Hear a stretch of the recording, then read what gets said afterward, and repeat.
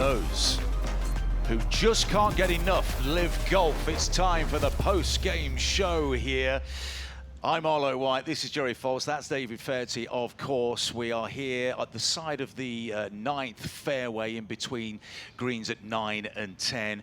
The weather behaved itself, that's the first positive thing to say, but goodness me, there was some good golf out there today by some of the biggest names in world golf over the last 2 decades. Yeah, and a couple of guys that we're not so familiar with. You know, Scott Vincent with 62 around here, just an amazing score.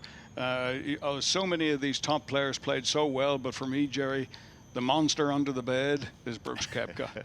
Monster under the bed? Yeah. Yeah, he's Brooks. I mean, he knows how to win. He loves to win. He seems to, or tries to, give that persona of being tougher than everybody and keeping his thoughts to himself. But the fact is, he's really I mean, everybody that's around him says he's a fantastic guy and a terrific team leader. And that team brings out the personality in him. We don't often see that in his on-course demeanor, but the team brings out that personality in him. And yeah, would he like to be the first guy to win 3 times? Absolutely, and make it more, make it 4, 5, or 6 by the end of the year. And he'll also have his eye on a couple other big events coming up in this major season. Well, I've got my European hat on. Outrageous you've ignored Sergio Garcia on 13 under par after his 64 today. Let's get to some highlights. Phil Mickelson ended the day on 10 under after a second straight 66. That was for birdie at 5. This arguably the moment of the day. Third shot at the 7th. Just beautiful from Phil Mickelson, captain of the High Flyers. I mean, it's perfect. High Flyers are level with the Range Goats going into Championship Sunday on 25 under par. Ripper GC, they are 3 strokes back. Cameron Smith is 11 under 2 back of the individual lead. This was for birdie at 3. Boy, his putter was just in sensational form today. He hit the ball all over the lot at times, and a number of shots, one-handed finishes that weren't solidly struck, but that one club, well, it just kept him in it, and this was completely unexpected, even for him.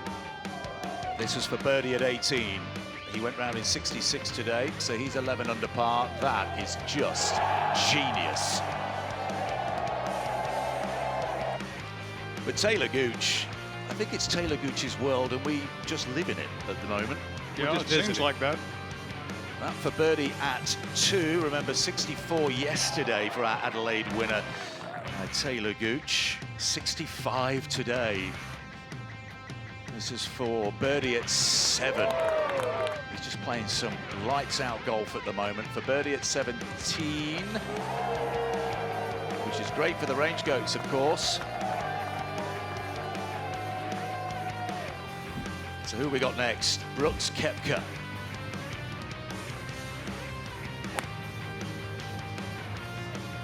Tee shot at 8. That's one of many great swings he made today. 65 for Brooks Koepka today. This is for birdie at 11. But as Dom mentioned to him, and he agreed, he left a few out there today, didn't he?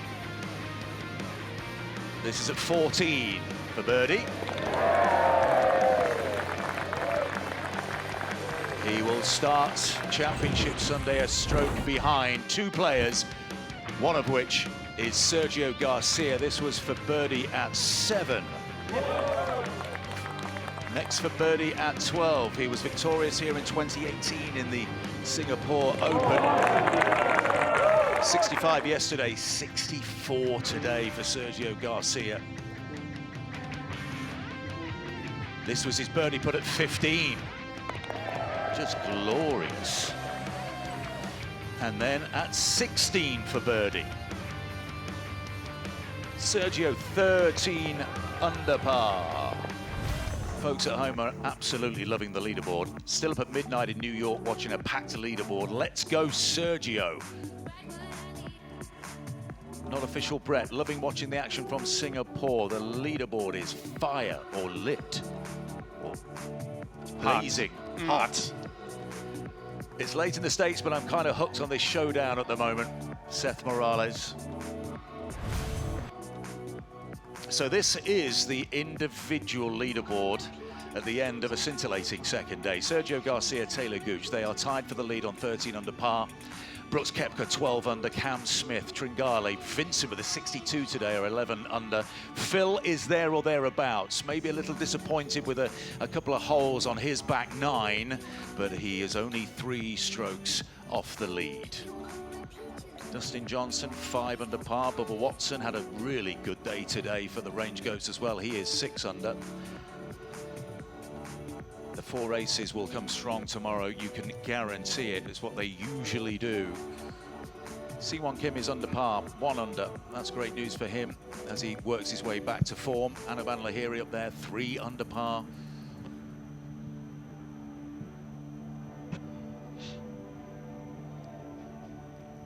It's hard to call. Well, so much can happen tomorrow, but how's it going to go? You can't look into your crystal ball.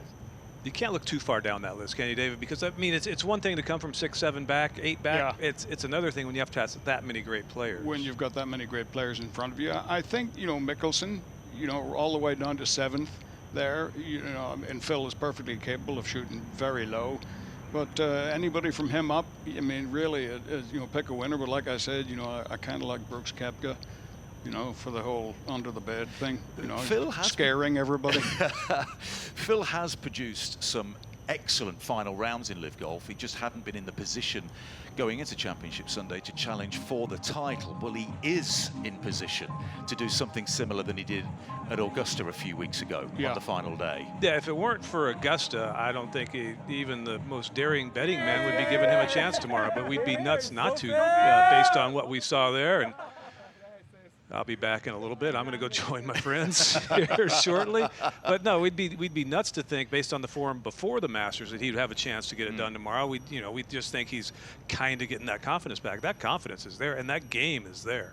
Sergio Garcia, of course, also with the joint lead as well. Let's get to the team competition highlights, because this is really close as well. The Range Goats tied for the lead on 25 under par with the High Flyers. Taylor Gooch. Yeah, this was an amazing shot.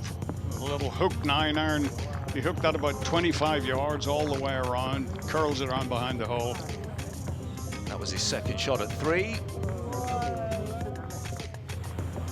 But could he complete it for his birdie? Well, of course he could. Another excellent round of golf from Taylor Gooch, a 65 to add to his opening round 64. Harold Varner III for birdie at 12. He is desperate for the Range Goats to secure a first victory, but not as desperate as this man. Captain Bubba Watson for birdie at 12, 5 under par today. This was for birdie at 16. He is leading from the front. Probably deserves the goat chain himself tonight. Harold Varner again for birdie at 2. And Bubba for birdie at the same hole. Range Goats were 16 under par collectively today. Taylor Gooch for birdie at 9.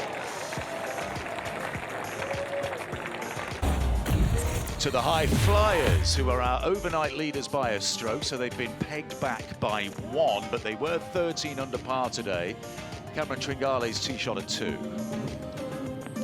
He really swung the club beautifully today, hit a lot of great shots. 66 for him today. Brendan Steele, disappointing yesterday, but his score counted today. That was for birdie at 14. Tringale again for birdie at 4. Phil Mickelson. It's worth seeing again, isn't it? Third shot at 7. This would be an eagle. It was a thing of beauty. Get that man a plaque, like Sergio Garcia on the same hole. Tringale, second shot into the 6th. He peers into the distance and was delighted with the outcome. And Brendan Steele, it was a 74 for him yesterday, 71 today. That was his 3rd at the fourth. So let's take a look at the team leaderboard. The Range Goats, who had a 3-stroke lead going into the final day in Adelaide, but were pipped by the 4 aces by a stroke. But they're tied for the lead on 25 under. Cam Smith's Ripper GC have recovered from the lethargy post Adelaide, which was an emotional tournament for them. They are on the podium at the moment. Sergio's Fireballs and the Ironheads representing Asian golf here in Singapore, 21 under. The 4 aces lurking. Talk about the monsters under the bed. In the team competition, they must be that. 16 under, and they came from way back to win last weekend. If you want to come to a LIV golf event, you can experience the fan zone. You can play a bit of mini golf with a beverage in your hand. The turnout has been absolutely terrific today.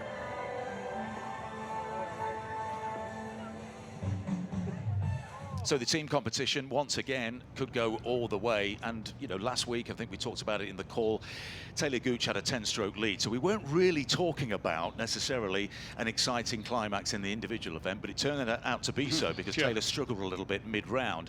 But the team competition always provides on Championship Sunday really good value because it's so volatile, David. Yeah, it is. And we've got them all the way down to the Ironheads, who are the local favorites here. You know, it would be pretty cool if they could come up with something special. But my goats, they're there. You're never going to give up the goat. No. No, goat for life. I was just looking at those scores, and the Crushers are down there 13 shots back. At one point during the day, they were tied for a podium position in third. So we know, we talk about it ad nauseum, how volatile it is counting 3 scores. It's going to be every bit that way tomorrow. And I mean, can the aces come back from that? They're 9 back. They came back from 7 last week. So they're 9 back. They think they can. They're really annoying that way. Yeah, they are. Yeah. We've had 6 winners, 6 different team winners out of the 12 teams. And if you look at the leaderboard at the moment, Range Goats, High Flyers, Ripper, Ironheads, their 4 teams in the hunt have never won one before. So tomorrow is huge for those teams. Yeah, it really is. Fireballs are there on 21 under par. They're 4 back. They've won twice before, including in Tucson earlier on this season. But the team competition really is going to be something to watch tomorrow here in Singapore. A few hardy souls out on the practice range. It's been a long, hot, sweaty, tiring day, but these guys have still got to work on their game. It's what they do for a living. It's a pretty nice living. Good job if you can get it, but not exactly coal mining, as my dad would say. No, this is their profession. Yeah. Oh, a little tat. Fans young and old flocking to the Sentosa Golf Club here. And they've created a terrific atmosphere here in Singapore. The nation they call the Little Red Dots. They've come out in force to support LIV Golf. The course is absolutely magnificent. Only bettered, perhaps, by the action on the golf course today. And we can only sit and wait in excitement for another tremendous Championship Sunday. The Chainsmokers are on tonight, I believe, on the main stage. They are the crowds. It's a popular ticket if you can get it. That's why the fans stick around for so long here. Troy, we'll send it down to you again. Hey, Arlo, I'm not sure if you've ever watched Tin Cup, but you know, in the lesson section where he has all the gadgets on, that's what I'm looking at right now with Carlos Ortiz. He shot 6 under today. He's got the, what'd you say? Oh, sorry, 7 under. I had 6 under, not loaded, so 7 under. Let me watch him hit this shot. So he's got the Genghis box on. And what you see here with the box on his hip, it's movable, you can put it anywhere, but he has it on his side, so let me ask for reference. You're trying to keep your hands in front of your hips, is that correct? Kind of just timing?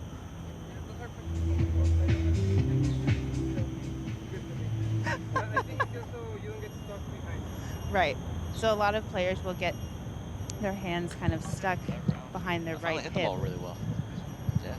Yeah, so he's really I only missed 2 working greens. on I'm his like timing, his sinking here. 7 on up and downs this week.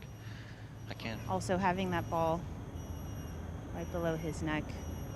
Allow his forearms to work together and not separate at the top of his backswing or through. Looks good. So let's talk about your round today then. You played okay yesterday, but you played 7 under today. So what worked well? Was it your iron shots or your putting or your approach? A little bit of everything. I actually did not play good yesterday, and we found a little bit of something here, and I guess it worked for today. What are you hitting? Is this 7 iron? 6 iron. Yes. And do you tend to draw the ball? No. Okay. Okay, well sometimes he hits a draw, but not on purpose. We're gonna watch him hit one more and let him go.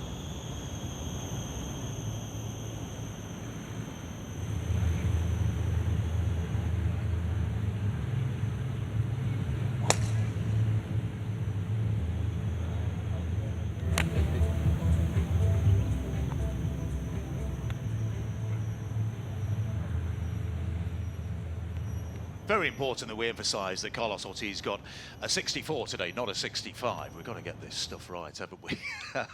Patrick Reed, thank you for joining us. Thanks for having me. I noticed you walked in a little sort of stiffly. Is it difficult conditions out there, aren't they? Well, I mean, today was all right. I mean, today was a little cooler, even though it's not, I mean, it's a relative term. I mean, I'm drenched, and you know, it's hot. It's what you expect coming in. And it's going to be hot and humid, and ball's going to go far. And, you know, on a day like today, that was a little pretty benign. And with ball in hand, you have to go out and I mean, take care of business. And, you know, it's just something that you have to do around here. 8 birdies yesterday, the most in the entire field. You birdied the last 4 holes as well, as you predicted, I believe, during the break for Lightning. A 70 today, so you're 5 under par. How do you assess how today went? Honestly, I feel like I hit the ball better today than yesterday. I think, you know, I only missed 2 greens today. Had a lot of really good opportunities and good looks, and I just couldn't make the first putt. Couldn't make the second one, but not the first one. And so it was just kind of one of those things. Unlike yesterday, I made everything. And we're seeing it right now. This one on 18 yesterday for par. Yep, that's the one I told the guys, hey, I got a 13-footer for par, need to make that, and if I do that, we'll run the tables. And I called it. You know, that was there on 1, and just kind of kept it going. Keeping true to the name, 4 aces, running the tables. Well, it's not like you left yourself long putts here. No, I mean, I was hitting it like that all day today too. I just seemed to not make them. This was the big one on 3, because you know, 3 where that pin was, it was hard to get close, and you know, to get 12 feet in that spot and make that one. And only had 6 iron into the par 5, and had a longer putt than I wanted for birdie, but we were able to knock it in.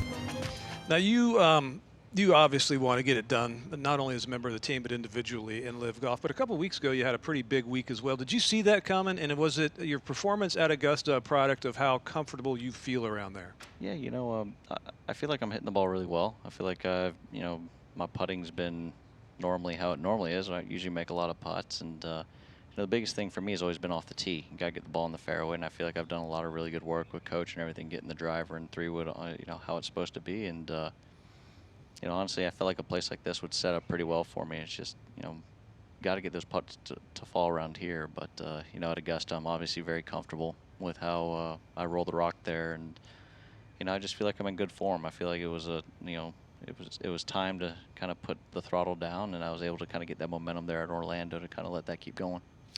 The 4 aces are ridiculously good. Stupid. I think it's fair to say. David said annoying. Annoyingly Yes. good, yeah.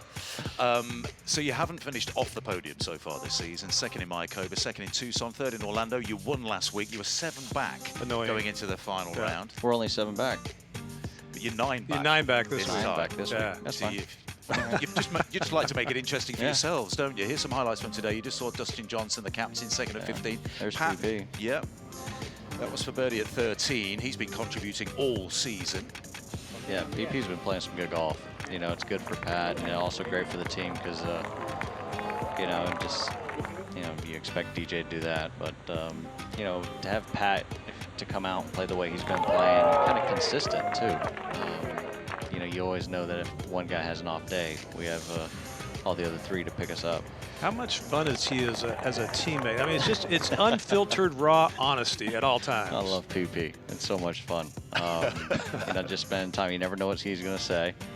And, he always has your back. What was that? That was a hole out at 1 today. Nice. Yeah. And he didn't know it went in. H gave him the putter. That's awesome. We never know what he's going to say, even around our microphones out there, which is often very interesting and rather fruity at times. But as a team, though, I mean, you are so deep, aren't you? Right. I mean, you have to contribute, because only 3 scores count on each given day. On the final day yesterday, you had to be 6 under just to count. Is that the sort of mantra going into a day like tomorrow, when you've left yourselves an awful lot to do to win the competition, but getting points and getting on that podium would be really important? Yeah, I mean, I think that's just the thing about our team, is we know that we have the firepower to go out and shoot some low rounds, and it just seems like we keep on digging ourselves too big of holes going into Sundays, and we're always having to play catch up. So we dug ourselves a hole today. I would say probably as a group we didn't play probably how we all wanted, but that just gives us a little bit more motivation to go in tomorrow and make some more birdies. And there's no reason why you can't go out and, I mean, if all of us get hot, shoot 6 or 7 under each and, storm over the board. I mean, it's out there. You're seeing the 6s, 7s, 8 under par rounds out there. And, if it was like how it is today, how benign it was, I mean, I feel like the hardest thing today was to figure out, is it hurting 2 yards or helping 2 yards? I mean, there was nothing out there. And those are the days you have to take advantage. And, my 1 under par round, luckily, was a throwout. But, that just means more motivation going into tomorrow. Let's talk about your relationship with your caddy, Kessler. We're far more trusting of you, speaking on the caddy mics, by the way, Patrick. It is a great relationship that you have together. Let's listen into a couple of the moments between you over the last couple of days or so. I think we're not really going to think about the up 2 right now, but we got 175. It's 20. We got 155 front. I mean, I think downwind. 10 covered. Yeah, but downwind, probably flyer lie. Downwind flyer lie. I'm thinking pitching wedge. You got to fly it. I mean, I think you're playing front number. That or like an 85% 9. I don't like a stock 9. No, I didn't like stock. Okay. I'm okay with like a medium 9. I just think trying to hit the full wedge. I just know we've seen a lot of flyers, and we've seen, it's wet. I mean, no spin on it. Like no grass behind you, so I think Okay. 5% on it. Yeah, with downwind, it should land on the green. Yeah, right in the wall. Yeah, middle of the green's fine. Should feed to it.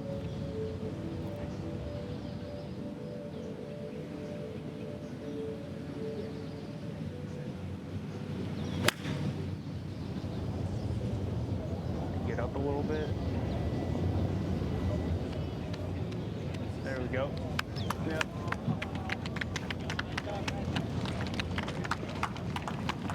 I've had a couple long talks with Kessler through the time, especially out here with LIV. He's a guy who wasn't a caddy before you Right. took him on as your brother-in-law at the time, because it was your girlfriend, now your wife Justine, caddying before him. You're only 2 caddies as a pro. He is a highly, highly accomplished caddy. How did he learn the art of the game and how to manage your personality that quickly? Well, I think that was the biggest thing is, I mean, there's amazing caddies out there that, are professional caddies, but for me, I felt like it was more of a dynamic that I needed, someone that I could talk to and, that meshed well with me, because, you can have an amazing caddy, but if you don't mesh well with each other, it doesn't work. And with me always having, a lot of ups and downs and wearing my emotions on my sleeve, I needed someone that's pretty level-headed and pretty even keel. And, I never can get Kessler to rattle or really get him to react at all. So, it seems to kind of level me out and allow me to not get too up or too down. And, I basically just taught him from square one what it is I wanted in a caddy, what I wanted him to look for, and then from there, he just grew from there and, took on little things from other guys, and he's been amazing. And it's funny how you decided to go to the one shot that I had to call him off on the pitching wedge. Out of all the other golf shots, he's been calling me off a lot of golf shots this week, and that, the iron play has been really good. Just, Just need to make the putts. And he happens Got to a- be a great dude as well. Yeah, Kessler's awesome. Yeah. Got a little surprise for both of you, actually. Uh-oh. Oh my Look gosh. at that cherubic Drive, chip, and putt. Oh young man. man. Wait for it. Who's on the mic there, I wonder? Oh, they framed me out. You've been chopped out They of the framed photo. me out. Goodness me. Yes, It that's is- my grip, though. Was that in Orlando? Yeah, that was in Orlando out of Nice. Bay Hill. It is, of course, Jerry Foltz on the microphone. And the most impressive thing about that is at such a young age you were exposed to Jerry Foltz, yet you still went on survived, yeah. and had a glittering professional golf career. What are your memories of that day? That was an amazing day. You know, now that you see Drive, Chip, and Putt and what they've done, and you know, Augusta, you know, taking over, and as a golfer, that's like the dream spot. Everyone wants to go out and be on Augusta National, especially the Sunday before, and putt on that 18th green. But yeah, for me, being in Orlando and being able to go to Disney World, I thought it was amazing as a kid, and for it to come out to a putt off, it was. Is that what was it did? Awesome. Yeah, I went Yeah. to a playoff and ended up being a putt off, and I like putting. Pretty good at it. Pretty We good can at it. certainly tell. So just briefly then, Patrick, hopes for tomorrow? Shoot a low one, get back up that board. Try to let's see, I'm at 5, so realistically see if I can top 5, top 6 in the event, and you know, hopefully the guys rally and they go storming as well and have a chance to win. Brilliant stuff. Thanks for joining us. Thank Really you. appreciate Thanks it. for having me. Always. The 4 races, you can never rule them out on the final day. Patrick Reed, great to hear from him today. Just after his second round, Sentosa Golf Club has just produced a magnificent day of golf here in Singapore. We cannot wait for Championship Sunday. The leaderboard is absolutely stacked with major winners. Sergio Garcia has the joint lead with Taylor Gooch. Brooks Koepka, the monster under the bed, according to David Faherty, is 1 stroke back. Cam Smith is there, Tringale, Scott Vincent, goodness me, what a day he had with a 62, but don't rule out Phil Mickelson, the team event, all to play for as well. Thanks for joining us. We'll see you for Championship Sunday tomorrow.